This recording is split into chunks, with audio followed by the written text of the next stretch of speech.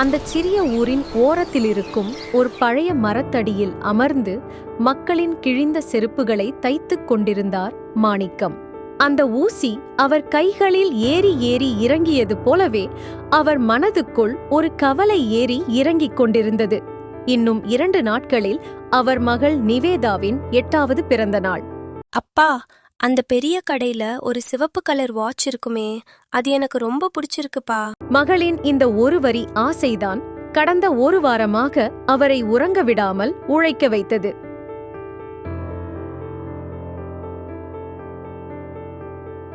நிவேதா, இந்த பிறந்த நாளுக்கு உன் கையில இந்த வாட்ச் கண்டிப்பா இருக்கும்.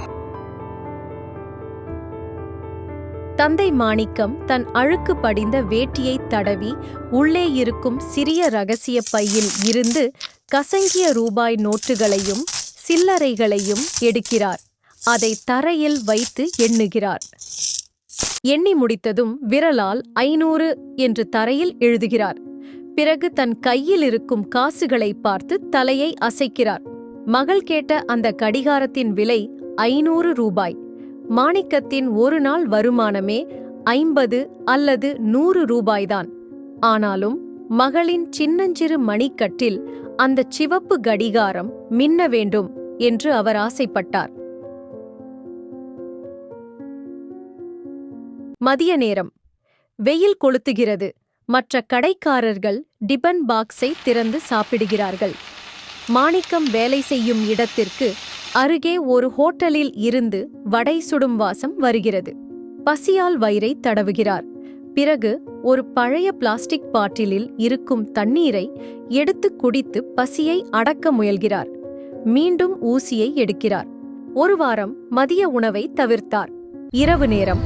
ஊரே இருட்டிவிட்டது. மற்ற கடைகள் எல்லாம் மூடப்பட்டுவிட்டன. மாணிக்கம் மட்டும் ஒரு சிறிய மண்ணெண்ணெய் விளக்கின் வெளிச்சத்தில் அமர்ந்து செருப்பு தைக்கிறார். கண்கள் சொருகுகின்றன. தூக்கம் வருகிறது. கன்னத்தில் அரைந்து கொண்டு தூக்கத்தை தள்ளி போட்டு வேலையை தொடர்கிறார். இரவு கூடுதல் நேரம் வேலை செய்கிறார். பலத்த மழை பெய்கிறது. காற்று பலமாக வீசுகிறது. மாணிக்கம் அமர்ந்திருக்கும் மரத்தடி தரை முழுவதும் சேரும் சகதியுமாக மாறுகிறது. அவர் நனைந்து கொண்டே இருக்கிறார். நனைந்த செருப்புகளை தைக்கிறார். குளிரில் கைகள் நடுங்குகின்றன. மழை பெய்து கொண்டிருக்கும் போதே குளிரில் நடுங்கும் கைகளால் ஊசியை செலுத்த முயல்கிறார். கை தவறி ஊசி அவர் ஆள்காட்டி விரலில் ஆழமாக குத்துகிறது. வலியில் முகத்தை சுளிக்கிறார்.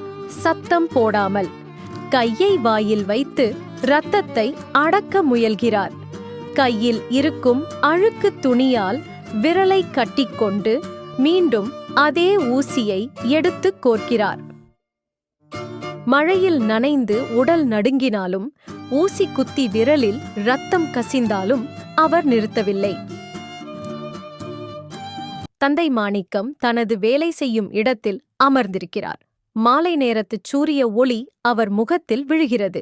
கைகள் நடுங்க தன் சட்டைப்பையில் இருந்து எல்லா சில்லறைகளையும் நோட்டுகளையும் எடுத்து தரையில் பரப்புகிறார்.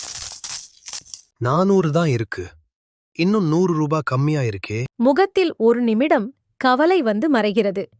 மாணிக்கம் சட்டென எழுந்து தன் துணியை தட்டிவிட்டு பையை சுருட்டி இடுப்பில் சொருகுகிறார்.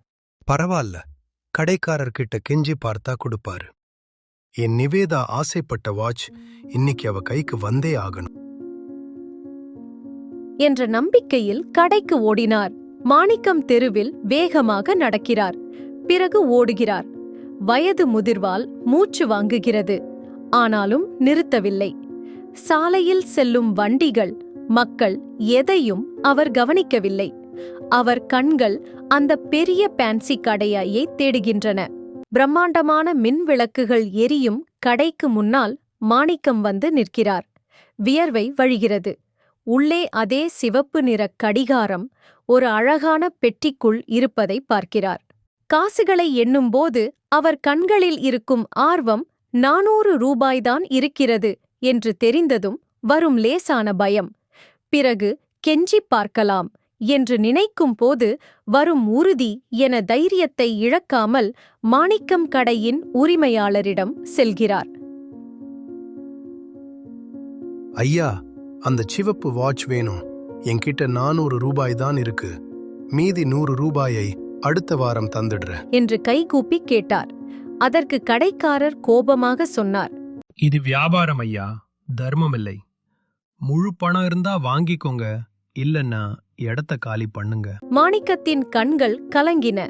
உழைத்த உழைப்பும் ஏங்கிய ஏக்கமும் வீணானது போல உணர்ந்தார்.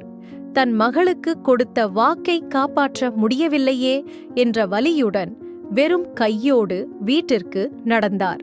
வீட்டின் வாசலில் நிவேதா புத்தாடை அணிந்து தனது தந்தையின் வருகைக்காக காத்திருந்தாள். மாணிக்கம் தலைகுனிந்தபடி அவள் முன் வந்து நின்றார். மன்னிச்சிடுமா, அப்பா உனக்கு கொடுக்க நினைச்ச அந்த பரிசு என்னால வாங்க முடியல என்று தழுதழுத்த குரலில் சொன்னார்.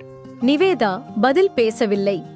மெல்ல அவர் அருகே வந்து அவரது காயப்பட்ட கையை பிடித்துக் கொண்டாள். அவர் விரலில் ஊசி குத்திய இடத்திலிருந்து கசிந்த இரத்தத்தை பார்த்ததும் அவள் கண்கள் கலங்கின. தன் பாவாடை துணியால் அவர் காயத்தை துடைத்து விட்டாள். பிறகு மெதுவாக தன் பின்னால் மறைத்து வைத்திருந்த ஒரு சிறிய காகித பொட்டலத்தை எடுத்து அவரிடம் கொடுத்தாள். இத பிரிச்சு பாருப்பா என்றாள். மாணிக்கம் நடுங்கும் கைகளால் அதை பிரித்தார். உள்ளே அதே சிவப்பு நிற கடிகாரம். மாணிக்கம் அதிர்ந்து போனார். இது உனக்கு எப்படி கிடைச்சது? அப்பா பணம் இல்லாம திரும்பி வந்துட்டேனே. நீ எனக்காக சேர்த்த பணத்துல 100 ரூபாய் கம்மியா இருக்கிறது எனக்கு தெரியும்பா. அதனாலதான் 1 வருஷமா நான் சேர்த்து வச்சிருந்த என் உண்டியல் காசை எடுத்துட்டு போய் நீ கடைக்கு வர்றதுக்கு முன்னாடியே இத வாங்கிட்டேன். கண்ணீரோடு அவளை பார்த்த மாணிக்கத்திடம் அவள் சொன்ன அடுத்த வார்த்தைதான் சிகரம். உனக்கு தெரியாம நான் ஏன் வாங்கினேன்னா, நீ எனக்காக கஷ்டப்பட்டு உழைச்ச அந்த பணம் வீணாகிடக்கூடாதுப்பா. நீயே உன் கையால எனக்கு இதை கட்டிவிடணும்னு ஆசைப்பட்டேன். எனக்கு இந்த வாட்சை விட நீ என் மேல வச்சிருக்க பாசம்தான் பெரிய பரிசு. மாணிக்கம் கதறி அழுதபடி தன் மகளை வாரி அணைத்து கொண்டார். அந்த சிறிய வீட்டில் எந்த விலையுயர்ந்த பொருளும் இல்லை. ஆனால் உலகிலேயே பெரிய செல்வம் அங்கே இருந்தது. அதுதான் உன்னதமான அன்பு.